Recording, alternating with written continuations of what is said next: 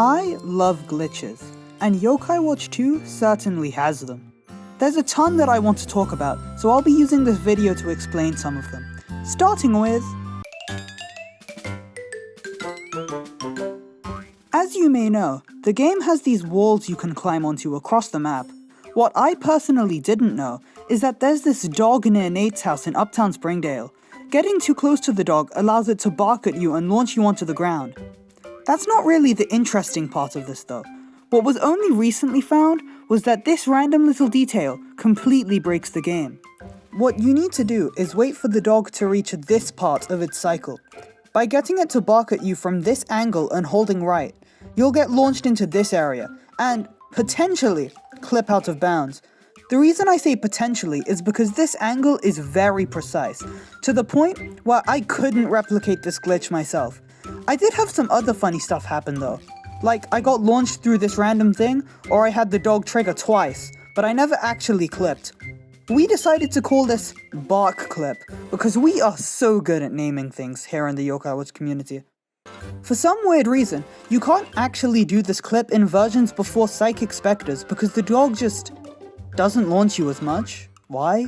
I don't know why level 5 felt the need to increase all his stats for Psychic Spectres, but that makes it an exclusive glitch as far as I know. To flee battles, you need to use the Getaway plush, an 100% effective item. But unfortunately, you can only use it in normal battles. Bosses and mini-bosses can't be fled from, and the button to use the item gets grayed out. However, this game has some very broken one-frame windows in its menus. If you slide to the Getaway plush and time your A press, you can still successfully use the item and flee any battle in the game. Be careful to time it right, or else you'll end up on this screen and probably end up softlocked. Depending on where you do this glitch, you can end up in a lot of weird places. This one also works in Yokai Watch 3, and is the only way to get into the UFO interior without hacks. The most notable thing you can do with this in Yokai Watch 2 is skip the second Kin and Jin fight. Something about the way they set this fight up just lets you continue as if you won. No other fight does this in any game, which really sucks for speedrunners, but the inaccessible maps are still awesome. Another notable thing you can do is get what I like to call the Yokai Watch 2 bad ending. By using this glitch on Dame Demona, the final boss, you can end up stuck with the wicked yokai permanently. You can also actually get to maps you shouldn't be able to reach while the wicked invasion is active. Regardless, Dame Demona will never respawn, so you're cooked if you save after doing this.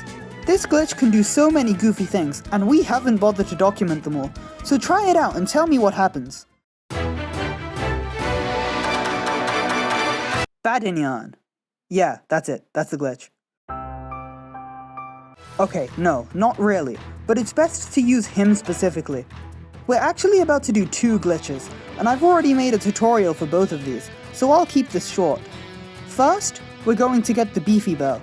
As with Psychic Spectres, you'll need to get something else since items exclusive to certain yokai no longer work. The best alternative would be the Cursed Sword, but you get that a lot later. We're going to set up our team like this. Open the Equip menu and give the bell to Jibanyan. Open the menu again, select Jibanyan, scroll and time a frame-perfect A-press and you'll get -1 bells. It works very similar to the doll glitch, except now we have 255 bells. Do what you just did to get 255 items, except from Swelton to Badinyan. This should equip another Beefy bell, giving Badinyan 100 extra strength. Now, those glitches have a lot of explanation and troubleshooting with them, so if you're still interested, you can watch this video. So, why Badinyan exactly? Well, in a speedrun of Yokai Watch 2, you can get Badinyan as early as chapter 3. Then, all the runner has to do is perform those glitches and he will kill anything in his way. When you combine this with the infinite attack exploit, you've basically beaten the game already if you don't account for RNG in some chapters. Speaking of the infinite attack exploit, here's a third glitch for this section. By starting a Ultimate right as a yokai attacks, then cancelling it at just the right moment, you can get a yokai to attack again. Now, just keep doing that and you're basically unstoppable until you break the chain, in which case, you're dead.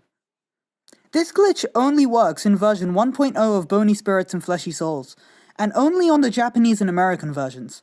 Sad day for Europe fans.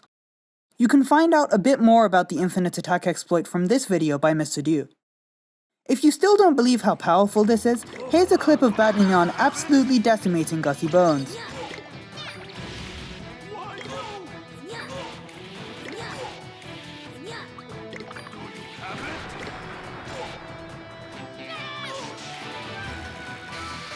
Anyway.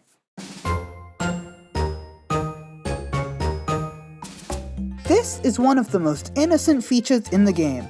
The reason it's there is to move the plot forward. The reason it's there is to reveal hidden objects, but they can be used for so much more. Okay, not that much more, but this is a cool use case. In Chapter 3's dungeon, there are these super annoying capsules that send you all the way back to the beginning. That sucks! I don't want to go to the beginning. Then again, dodging these things kinda sucks too.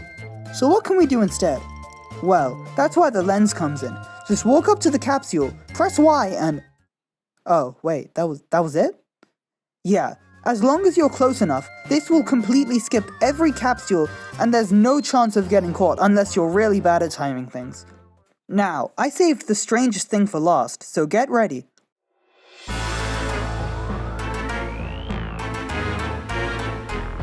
Depending on who you are, this may have actually happened to you, but most people are completely unaware of this.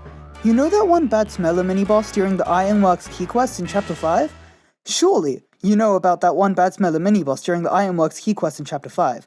Everyone knows about that one Badsmella mini-boss during... What you need to do for this one is win the battle. Now, depending on how lucky you are, that's it for the setup. Now, go battle some yokai, and if you were lucky enough, you should notice something's just a bit off. Essentially, what happened here is that you met the requirement to befriend Badsmella at the end of the fight, but obviously, you can't befriend Badsmella from that battle. Since you met the requirement though, the game will give you Badsmella for every battle until you close the game to compensate. The reason you can meet the befriend requirement is just because level 5 didn't internally set this fight up as a mini-boss, so technically it's a normal battle and the befriending rates still apply. A cool thing is that this also works with the Wickeds in Chapter 10, though I haven't actually seen that happen to anyone without hacks. So, we've broken Yokai Watch 2 5 times in one video. There's honestly not much else to say, so subscribe for more silly Yokai Watch videos and also occasionally some game development stuff. Anyway, bye!